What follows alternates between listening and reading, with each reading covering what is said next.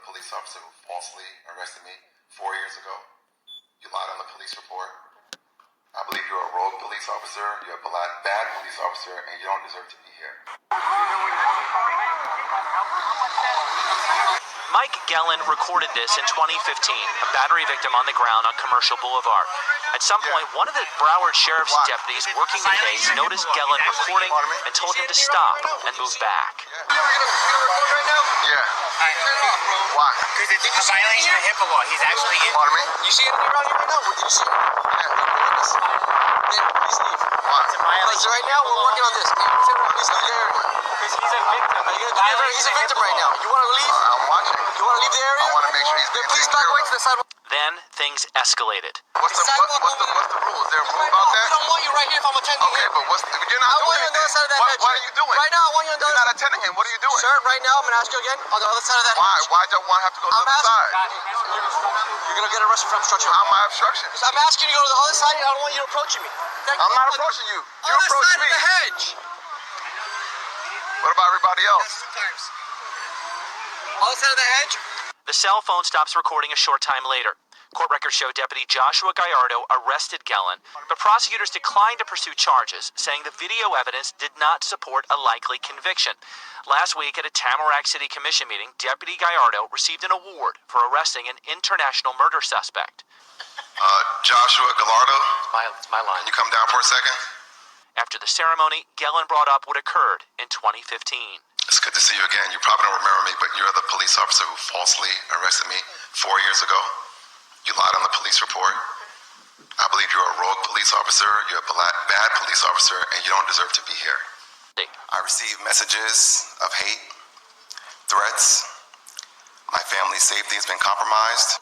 I have to explain a mugshot for the rest of my life, as if I am a criminal, and I'm not a criminal. All right, so 4 years ago, I was at a Starbucks on the corner of Commercial and University. Two homeless guys were fighting across the street. Me and another white guy went over there to try to break it up. By the time we got over there, one of the homeless guys cracked a bottle over the head of another guy. And so we're sitting there waiting and asking for the police to call the ambulance. The police eventually got there. So I'm there for at least 3 or 4 minutes with 2 police officers there. You can hear me on video saying, where the F is the ambulance? Because this guy's on the ground suffering. Right. So I'm recording the whole time. All of a sudden, this deputy comes on the scene, and we're there chilling for a couple of minutes, no issues. One of my homeboys comes by, and I say, what's up? It happens to be Commissioner Marlon Bolton, who serves with me now. And he noticed that I was recording, and he ordered me to stop recording. So I ask him why. He tells me to back up. He tells me if I don't back up, he's going to arrest me. So, of course, I back up. Right. And I said, well, what about everybody else?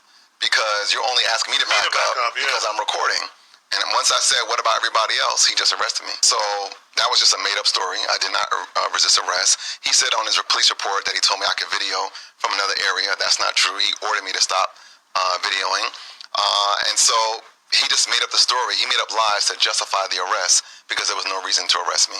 Wow. So, you know, that stayed in the back of my mind for many years. And what also stayed in the back of my mind is how many other people has he done this to in the last 4 years, and how many people will he do this to if I don't speak out? Wow.